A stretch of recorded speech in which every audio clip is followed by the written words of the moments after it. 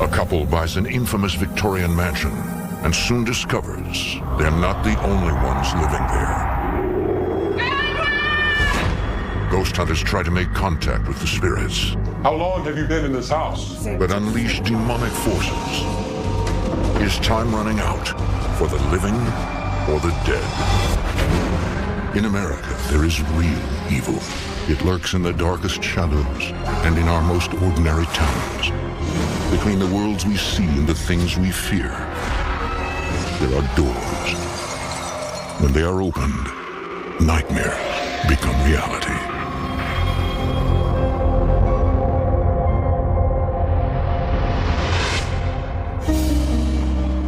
For more than a century, Gardner, Massachusetts has been known as the furniture capital of New England.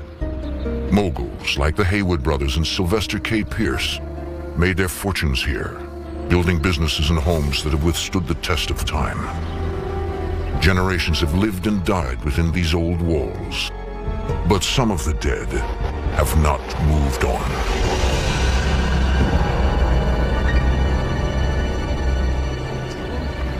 In the summer of 2008, Edwin Gonzalez and Lillian Otero are looking for a new home in South Gardner. We lived in Boston our whole entire life, and then actually came across this beautiful mansion online. And of course, Lillian quickly ran to it. She loves Victorian. She's always wanted one. The house is a historic landmark in Gardner. Okay, here we are. Whoa! No, isn't it beautiful? It's fantastic. You can really see the attention to detail in a house of this age.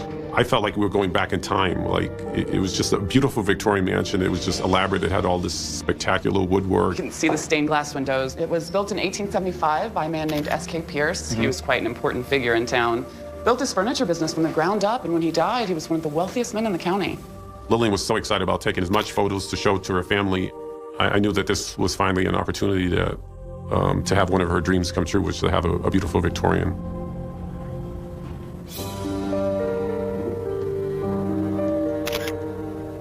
She's already set her heart on moving into the mansion.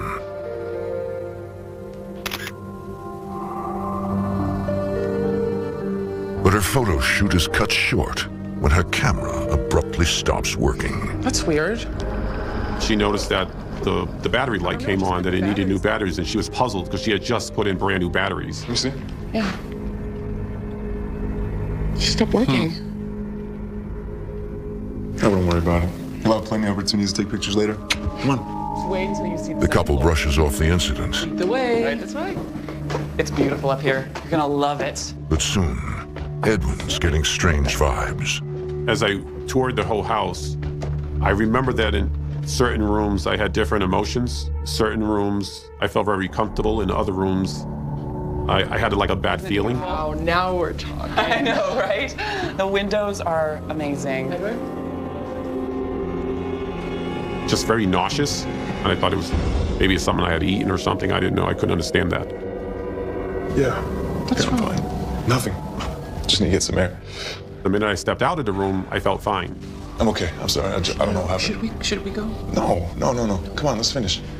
I'm okay. Sorry. I still overall thought the house was amazing, and I knew that Lillian was excited about it, so I kind of more or less just brushed it off. Edwin and Lillian quickly make a bid on the property.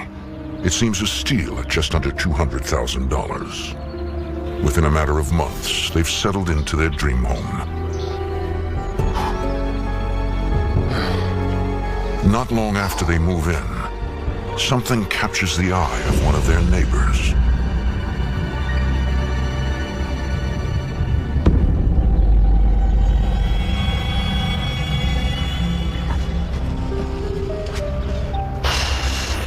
There's a friend of mine who lives next door.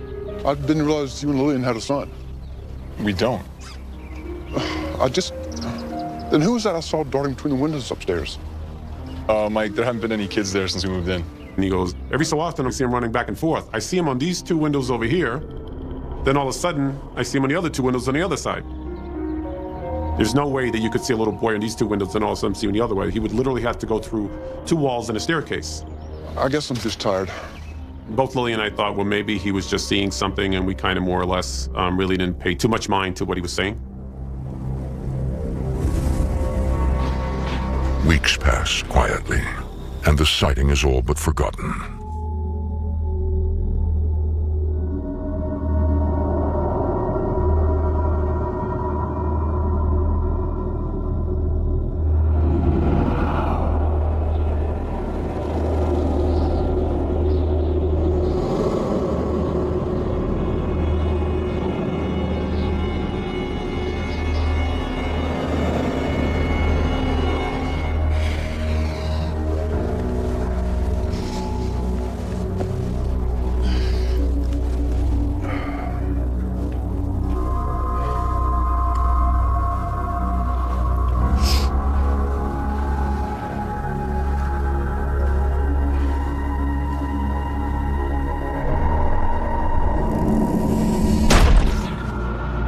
The door just slammed on its own. Stay there.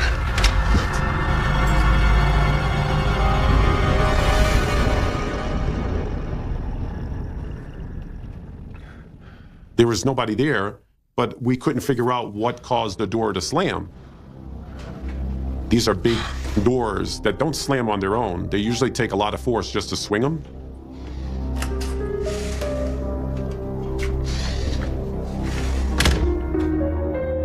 I kind of just tried to forget about it, tried to relax, and went back to bed. It's 5 a.m. the following morning. Eddie, someone's at the door. We'll be up this early. Maybe it's the heating guys. What the hell?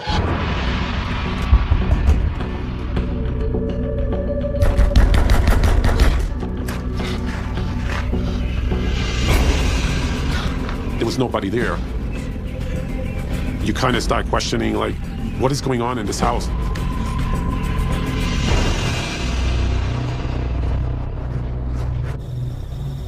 A few nights later, Edwin is alone in his home office.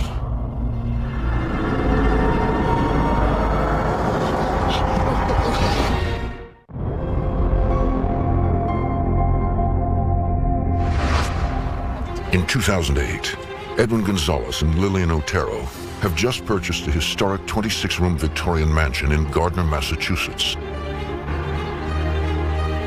But their dream home is quickly becoming a nightmare. A neighbor sees a young boy in upstairs windows, but the couple has no children. And now, Edwin is face to face with something evil.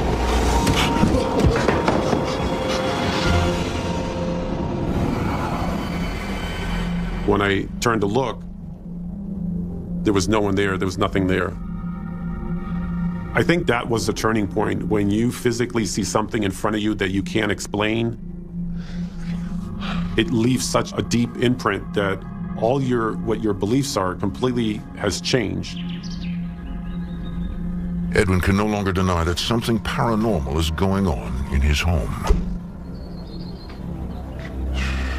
In hopes of learning if the house has a history of being haunted, Edwin contacts the previous owner. Hi, my name's Edwin Gonzalez. I'm the current owner of your old house. I don't know how to quite put this. Did anything strange ever happen, or did you ever experience anything weird here? He started telling me about specific things that he knew about the house, the history. He goes, I don't know if you know this, but there was a man who burned to death in your master bedroom.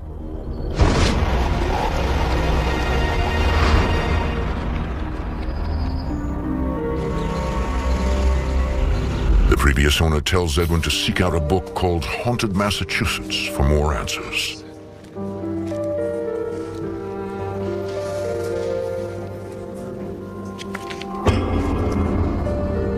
And there was our house. The book's author is paranormal investigator Thomas D. Agostino. The house was built in 1875 by furniture mogul S.K. Pierce. It was built in the course of 9 months using 200 workers working around the clock, 24/7. It was considered a modern marvel of its time. Shortly after the home was built, S.K. Pierce's wife passed away in the house. It was taken over by his sons, Frank and Stuart later transferred the house to Edward Pierce in 1929. That's be about the time of the Great Depression.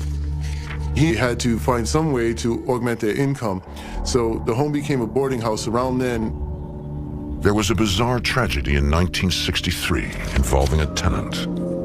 48-year-old Eno Sari died in the home. The official report was that he had died from smoke inhalation and third-degree burns, but legend has it that he spontaneously combusted. That's when I came to the conclusion the person that I saw was Eno Sari.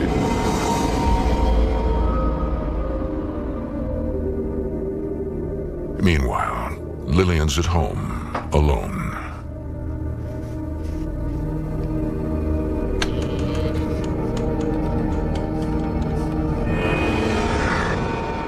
Edwin? Is that you, hon?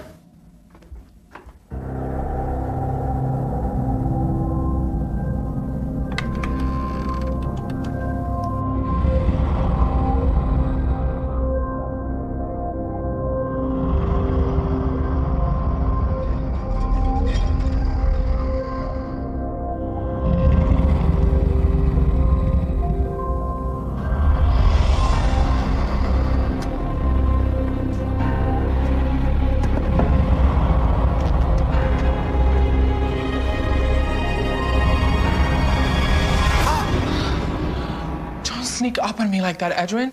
There was something growling at me. You do believe me, don't you? I think we need to find someone who knows more about this stuff than we do. Look, this is what I found.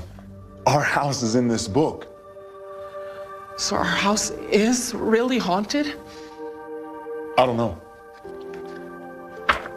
But it's a place to start. That's when I decided to go ahead and reach out and speak to Thomas regarding his findings.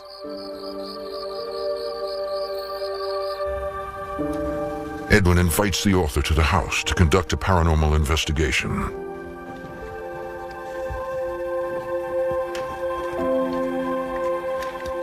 We set up cameras in all the rooms, and we put recorders as well in all the rooms so we can capture any kind of activity, visual or audio. Thomas is accompanied by his wife, Arlene, a spiritual medium. We were looking for EVPs, electronic voice phenomenon. Okay, you ready? Yes. Okay, go. I'm reaching out to Eno Sari. Eno, are you here? Are there any children in the house with you?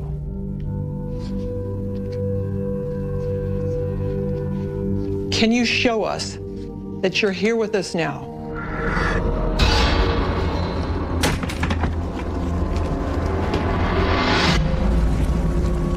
Something kicked the camera in the master bedroom.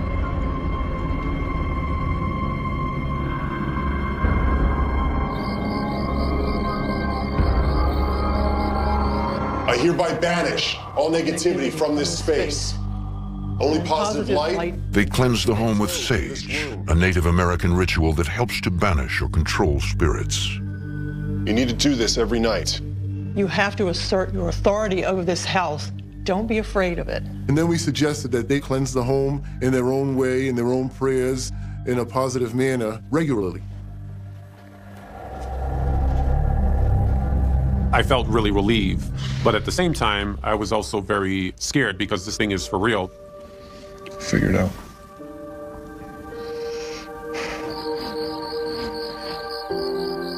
Edwin and Lillian take his advice and try to remain positive. A few nights later.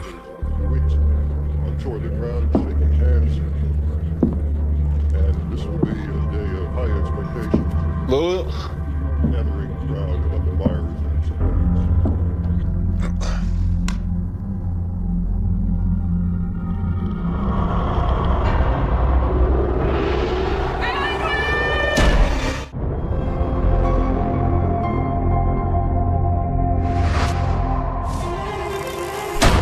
Edwin Gonzalez and Lillian Otero are experiencing terrifying paranormal encounters. in the Victorian mansion they recently bought in Gardner, Massachusetts. Their home is featured in a book of haunted houses. The couple believes there are multiple spirits, including a mischievous boy and a man that burned to death in their master bedroom. Now, something is on the move. Lillian! Lillian!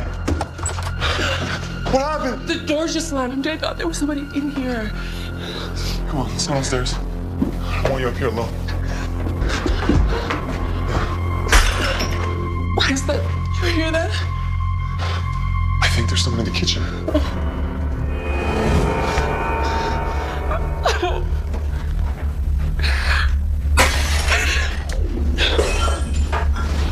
It's okay, come on.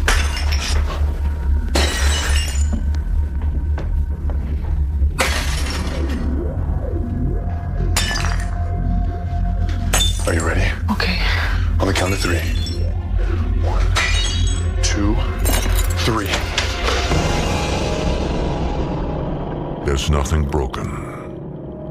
What did it all mean is what is kind of like rattles in my mind. What does it mean when the door is closing? What does it mean that the cups are being thrown? Is it one spirit? Is it a series of spirits? Are they angry? Come on. The troubling events in the house are starting to rule their lives. Edwin and Lillian are desperate for answers.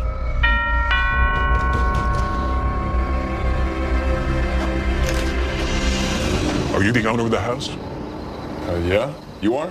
My name is Bill Wallace. I knew the former owner, Dave. I'd like to talk to you about your house.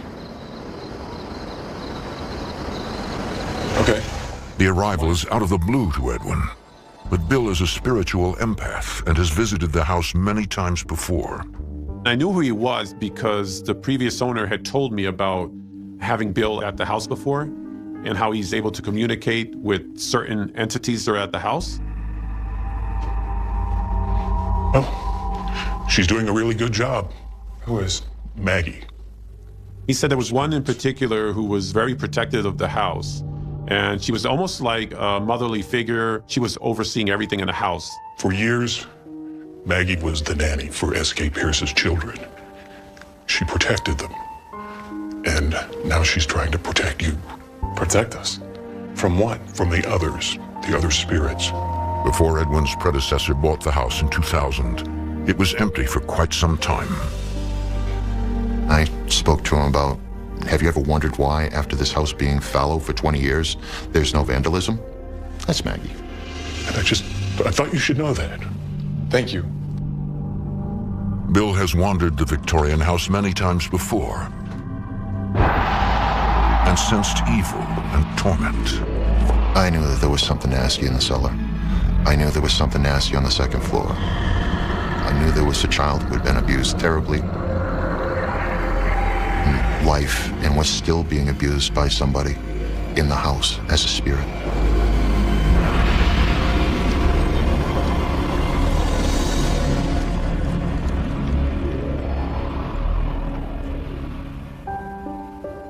We may have to learn to live with this. But if things get worse, what are we supposed to do then? No. Well, I think we should probably get more investigators. Maybe someone could help us figure out what's wrong with this house. Both Lily and I were determined that we were going to make this work, even though we were encountering all these different things that were happening. This is our dream home, and we're not going to give up on it. I'm just not ready to leave then. After 10 terrifying months, Edwin and Lillian decide to hold an open house for paranormal investigators, believing it will help them understand what's happening. We thought it was a good idea because we were searching for answers. So we allowed them to come in. Hey, John. Hey, how you doing? Thank you for coming. Yeah, no worries. We're still expecting a few more people. Paranormal investigator John Brightman agrees to coordinate the event. I just told him I have a very strict policy, no Ouija boards. I don't want to be a part of that and have something coming to the house that could actually hurt them even more than what's there. Sanctus Sanctus. Groups of investigators set up in different rooms. Sanctus Sanctus Sanctus. Sanctus A couple in the cellar breaks the rules by sneaking in a paper version of the spirit board and dabbling in Satanism. Sanctus Santanus Sanctus. Sanctus Santanus Sanctus. Up in a master bedroom, John Brightman is leading another team. I'm going to be starting soon, so quiet, please. We were asking the spirit to communicate with us through the different equipment, through the audio recording. We had what we called an ovulus, which is a voice box that actually spits words out that the spirits can manipulate and use. He's trying to communicate with the ghost of Eno Sari, who died in the house. Are you Eno Sari? What year were you born? How long have you been in this house?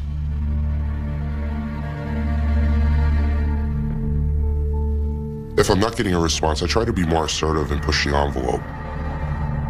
You know, I understand you don't like it when strangers sit on this bed. I think I might stay the night here, Eno. What do you think of that?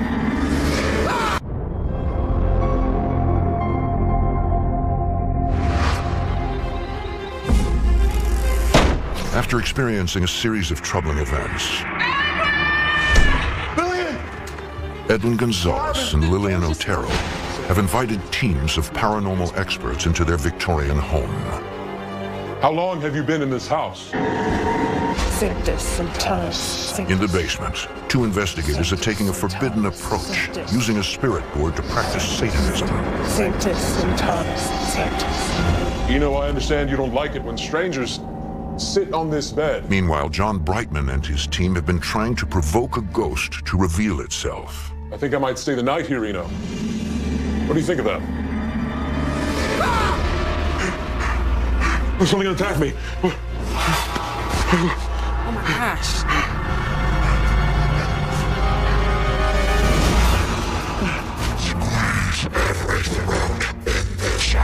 We need to get out of here. Now. They got a recording from the ovulus box that said, squeeze every throat in this house. Edwin, yeah, you need to see something. What is it? Oh my. There was 3 large scratches going up the side of his stomach. How did that happen? What happened in your eye? Something hit me, punched me in the face.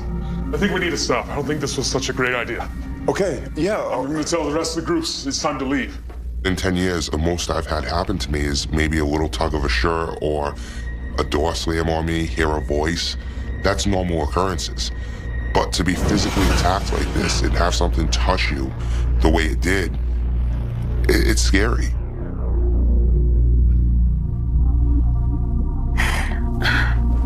Hey, sorry guys, open house is over. We need to leave. Now. Nobody really technically helped us. It just basically left us the same way. They came in, they got some evidence, and then they left, and they left us with no answers. After what's just happened, Edwin decides it's unsafe to hold any future paranormal investigation nights, and now only allows a select group to visit, including good friend Bob Pfeiffer. So this is where the investigator team was set up. He's hoping for his own ghost encounter. What's that? It's a kiln, kind of like an old oven.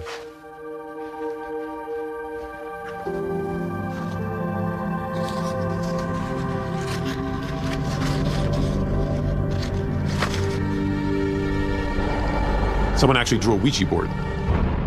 That's when I knew that the groups weren't really trying to help us out. They were actually just trying to conjure up as much action as they can.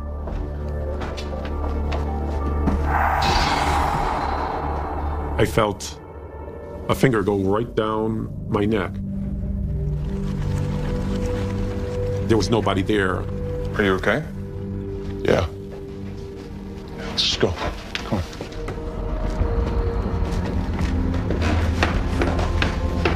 I decided for just a little bit, hang out in the lobby on the 2nd floor, just to see if I could, experience anything.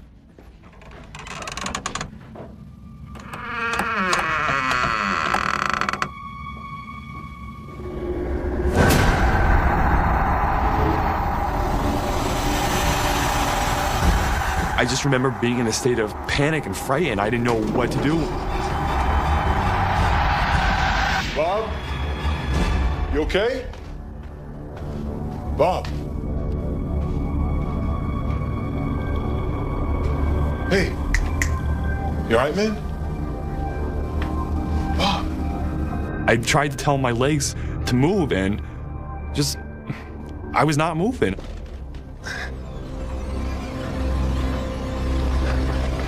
Whoa. What happened? I think you fainted. Almost fainted. Oh. See that medic? No, I don't think so. Bob. Bob?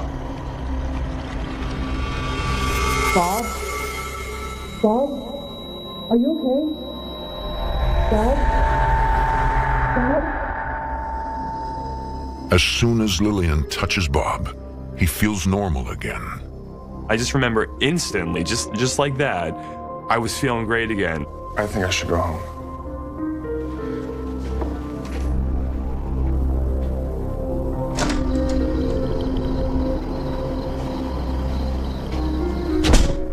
Now, Lillian's all alone in the house.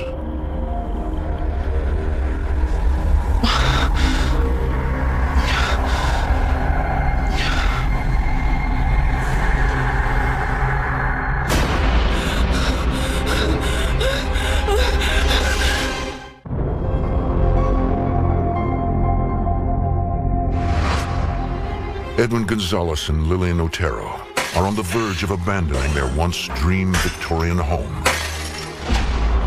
after a series of frightening encounters with spirits. Now, Lillian is under attack.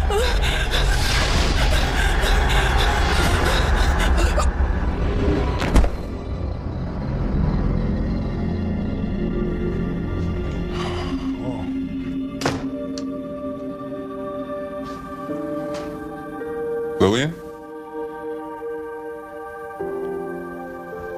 You alright, babe? Just tired. Me too.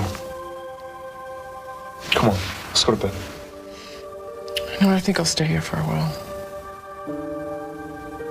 You sure?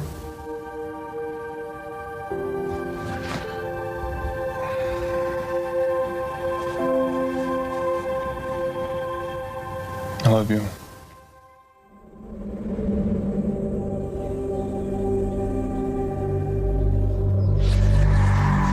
Edwin notices a dramatic change in Lillian, who becomes increasingly withdrawn and unstable. I was starting to lose her. She was slipping away. I didn't have any answers. I had no one to turn to. I just wanted her to get better. I didn't want her to go through any more pain or whatever she was going through. She was becoming more exhausted, sitting on the couch all day long. She wouldn't eat all day. I thought, this is really the house that's affecting her. Lillian continues to grow more and more depressed and withdrawn. Edwin, too, finds himself emotionally challenged by the house.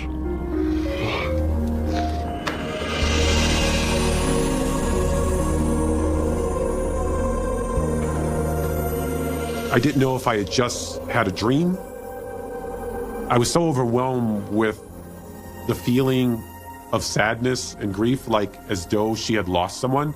And the only thing I could relate to that is when my father passed away, feeling that same emotion. And it just happened all over again. Now at his wit's end with all the anguish, Edwin calls in an exorcist.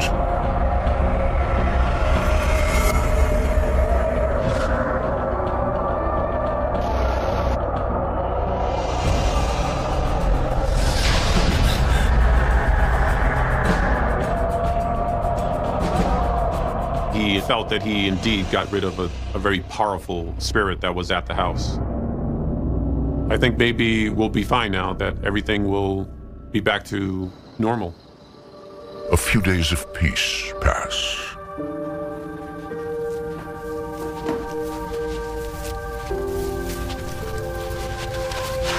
Hon, what are you doing?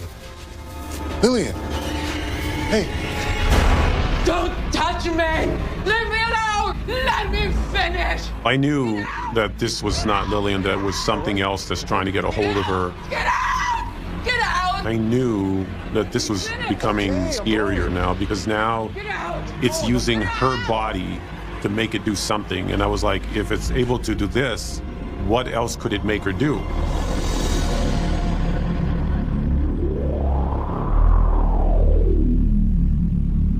What is that? She found a newspaper clipping. In the early 1900s, there were several children that drowned on the property. After reading the article, I think that gave an explanation of why we were seeing a child spirit at the house. The way Lillian unearthed this new information does little to calm Edwin's fears about the house.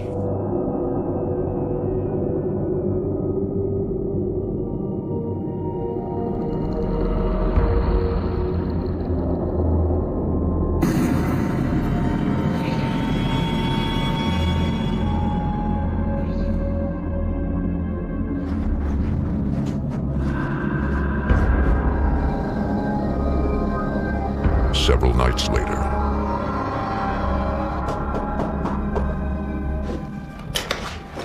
Bill. Hi, Edwin. Sorry to bother you so late, but it's important. I believe Lillian is in danger. Bill, the empath familiar with the home, pays another surprise visit when he senses a change with the house. She's gone. Lillian's in the dining room. No, not Lillian. Maggie. Maggie's gone. What have you done? Maggie, the guardian spirit, wasn't there anymore. He told me somebody had come in and done a cleansing.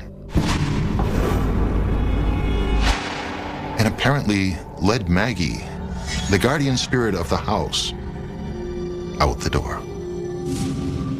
And I was mortified. For the very first time ever, I was afraid to be in that house.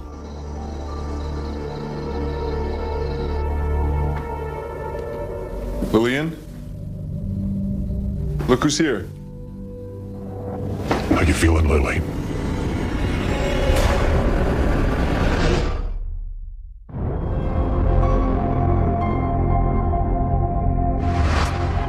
In Gardner, Massachusetts, Edwin Gonzalez and Lillian Otero are being terrorized in their 18th century home that has been the site of several gruesome deaths. Empath Bill Wallace senses that a ghost called Maggie, who protects the house from evil spirits, was inadvertently driven out by an exorcism, and now the couple is in danger. Lillian? Look who's here. How you feeling, Lily?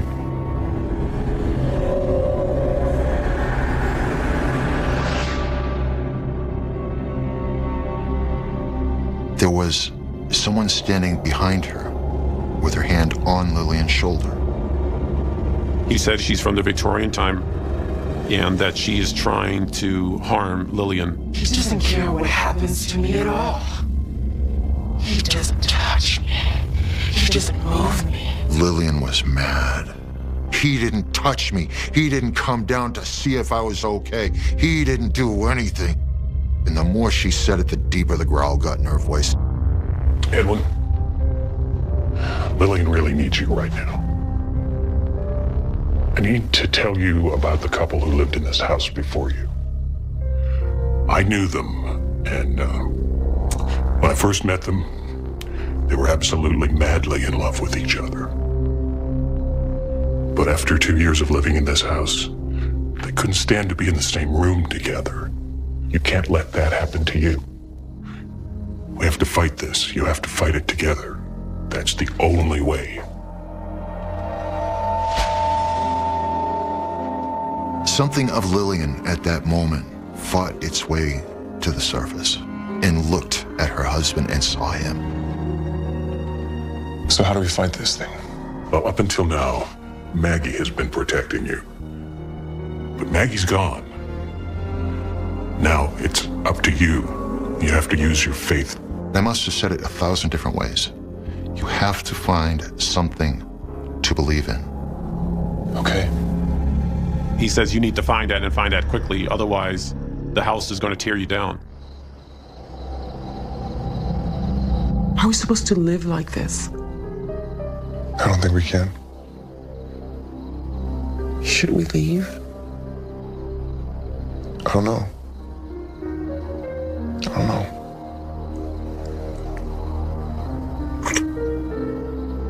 Let's go to bed. Okay.